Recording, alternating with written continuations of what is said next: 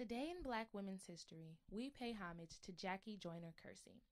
Joyner Kersee was born on March 3, 1962, in East St. Louis, Illinois.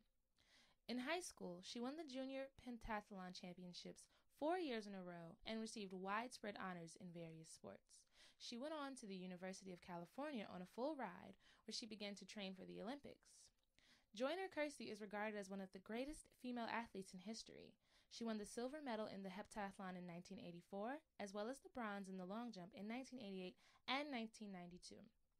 Jackie Joyner Kersee was the first American to win gold in the long jump and the first woman to earn more than 7,000 points in the heptathlon, and is still the world record holder. In more recent years, Joyner Kersee helped establish an organization that supports and encourages athletes to make a difference in the world, called Athletes of Hope. Today, we honor the extraordinary achievements of Jackie Joyner Kersee in Black women's history.